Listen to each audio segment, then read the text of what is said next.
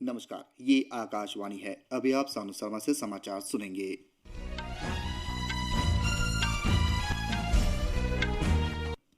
पहले मुख्य समाचार। प्रधानमंत्री नरेंद्र मोदी ने श्रीनगर में 6,400 करोड़ रुपए की विकास परियोजनाओं का शुभारंभ किया। सूचना प्रौद्योगिकी मंत्री अश्विनी वैष्णव ने नई दिल्ली में नीति फॉर स्टेट प्लेटफॉर्म और विकसित भारत रणनीति कक्ष का उद्घाटन किया। दिल्ली की एक अदालत ने दिल्ली शराब नीति से जुड़े कथित धन शोधन मामले में मुख्यमंत्री केजरीवाल को 16 मार्च को अदालत में हाजिर होने को कहा है। महिला प्रीमियर लीग आज नई दिल्ली में यूपी वॉरियर्स का सामना मुंबई इंडियंस से होगा। अब समाचार विस्तार से। प्रधानमंत्री नरेंद्र मोदी आज श्रीनगर में 6,400 करोड़ रुपए की कई विकास परियोजनाओं का शुभारंभ किया। उन्होंने कार्यक्रम को संबोधित करते हुए कहा कि जम्मू कश्मीर का विकास सरकार की शीर्ष प्राथमिकता है। प्रधानमंत्री पर्यटन से संबंधित पहली राष्ट्रव्यापी पहल देखो अपना देश पीपल्स चॉइस 2024 आरंभ करेंगे। श्री मोदी प्रवासी भारत को अतुल्य भारत का दूत बनाने और भारत में पर्यटन को बढ़ावा देने के उद्देश्य से प्रेरित करने के लिए चलो इंडिया ग्लोबल डिस्कपोरा अभियान भी शुरुआत करेंगे।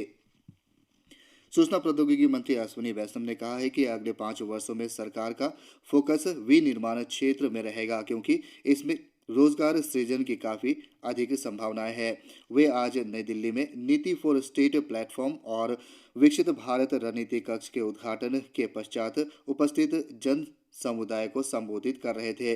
उन्होंने कहा कि यह बहुत संतोषजनक है कि आज देश के पास संपूर्ण डाटा संग्रह है और एक ऐसा प्लेटफॉर्म है जहां सर्वोत्तम परिपाटियों को देखा जा सकता है और तुलना की जा सकती है। उन्होंने इस बात पर बल दिया कि वर्तमान में देश का विकास 4 स्तंभों पर आधारित है, जिनमें भौतिक, डिजिटल, सामाजिक आधारभूत अवसंरचना, समावेशी विकास, विनिर्माण और सरलीकरण शामिल है। उन्होंने कहा कि विश्व के इतिहास में अब तक का सबसे बड़ा समावेशी विकास कार्यक्रम भारत में लागू किया जा रहा है। देश में लगभग 51 करोड़ जन धन खाते खोले गए हैं, जो यूरोप की कुल आबादी को लाभ प्रदान करने के समान है, और लगभग 11 करोड़ गैस कनेक्शन प्रदान किए गए हैं। 10 साल पहले 98% मोबाइल फोन का आयात होता था और अब 99% मोबाइल फोन का विनिर्माण और निर्यात हो रहा है। इस दौरान श्री अश्विनी वैष्णव ने समर्थ प्रशिक्षण मॉड्यूल भी लॉन्च किया। इससे जिले और खंड स्तर के अधिकारियों की योग्यता को प्रमाणित करने के लिए प्रशिक्षण तंत्र विकसित होगा। नीति आयोग के मुख्य कार्यकारी अधिकारी बी सुब्रमण्यम ने कहा कि नीति फॉर स्टेट प्लेटफॉर्म महत्वपूर्ण कार्यक्रमों में से एक है। मंच में जुड़े राज्यों की नीति निर्धारण में महत्वपूर्ण भूमिका रहेगी। ऊर्जा मंत्री आर.के. सिंह ने कहा कि मेक इन इंडिया न केवल भारत के लिए बल्कि दुनिया के लिए भी है। आज नई दिल्ली में एक निजी मीडिया कार्यक्रम को संबोधित करते हुए उन्होंने कहा कि भारत आने वाले और यहां उद्योग स्थापित करने वालों के लिए पूर्ण अवसर उपलब्ध है।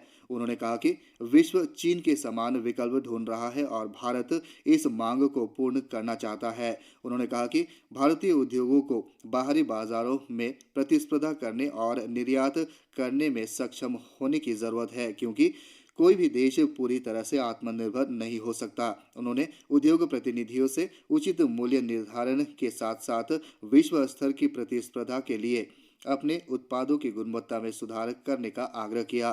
श्री सिंह ने घोषणा की कि सरकार बिजली के क्षेत्र में 5 से 7 वर्ष में 17 लाख करोड़ रुपए का निवेश करेगी। उन्होंने ये भी बताया कि पिछले 10 वर्षों में बिजली उत्पादन क्षमता लगभग 436 गीगावाट तक पहुंच गई है और देश ऊर्जा सुरक्षा को पूरा करने के लिए थर्मल क्षमता जोड़ने जा रहा है।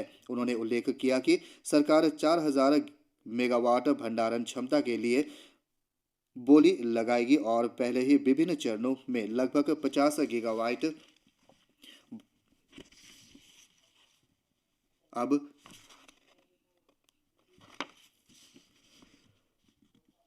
भारत और अमेरिका ने आतंकवाद के लिए इंटरनेट और नई तथा उभरती प्रौद्योगिकी के इस्तेमाल की समीक्षा की है।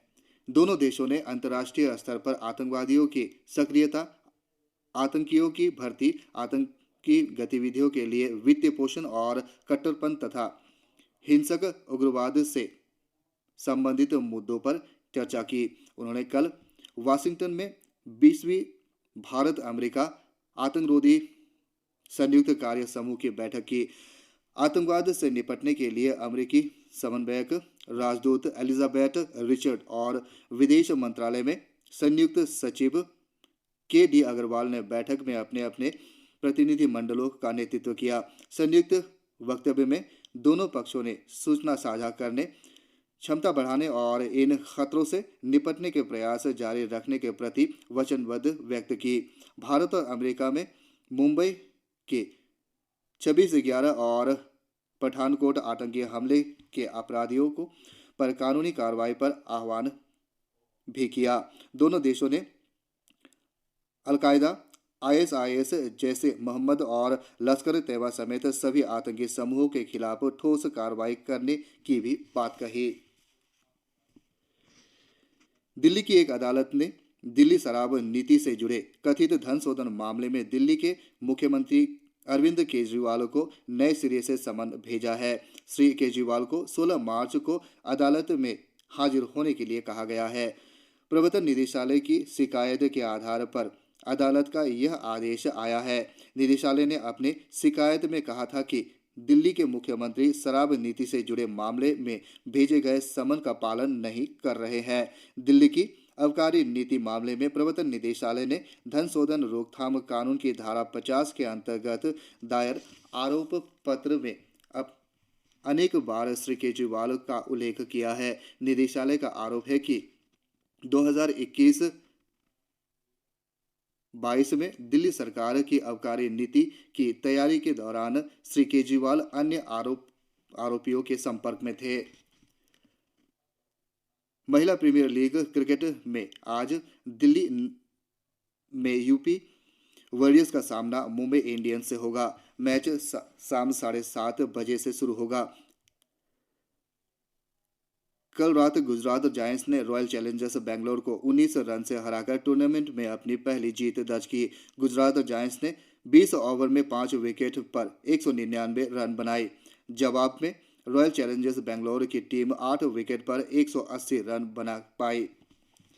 पेरिस में फ्रेंच ओपन बैडमिंटन में आज भारतीय खिलाड़ी प्री क्वार्टर फाइनल मुकाबले में अपना दम दिखाएगी। 2 बार की ओलंपिक पदक विजेता पीवी सिंधु का महिला सिंगल्स में अमेरिका की वेडवेन झांग से मुकाबला होगा। उन्होंने पहले दौर में कनाडा के मिशेल ली को 20-22, 22-20, 21-19 से हराया था। पुरुष सिंगल्स में कादम्बनी श्रीकांत चीन के लू गुआंगजू से भिड़ेंगे। श्रीकांत ने शुरुआती दौर में चीनी ताइपे के चाओ टिएन चेन को हराया था। एक अन्य मैच में लक्ष्य सेन का मुकाबला चीन के ली सी फेंग से होगा। सेन ने पहले दौर में जापान के कांता सुनेयामा पर जीत दर्ज की थी। भारत के HS प्रणय चीन के लू गुआंगजू से हारकर टूर्नामेंट से बाहर हो गए हैं। राष्ट्रमंडल खेलों में कांस्य पदक विजेता ट्रासी जाली और गायत्री गोपीचंद की जोड़ी का महिला डबल्स में जापान की यूकी फुकुशिमा और यासाका हिरोटा से की जोड़ी से मुकाबला होगा। वे ऑल इंडिया ओलंपिक मैच में अश्विनी पोम्पा और तनिषा क्रिस्टो की जोड़ी को हराकर प्री क्वार्टर फाइनल में पहुंची थी। पुरुष डबल्स में स्वास्तिक साईराज रंकीरेड्डी और चिराग शेट्टी की जोड़ी का सामना मलेशिया के मैन वेईचोंग और टी कोई वुन की जोड़ी से होगा। विश्व की नंबर 1 पुरुष डबल्स जोड़ी ने शुरुआती दौर में मलेशिया के ओंग वी सिन और ओटी ई की जोड़ी से हराया। इसी के साथ ये समाचार बुलेटिन समाप्त हुआ। नमस्कार।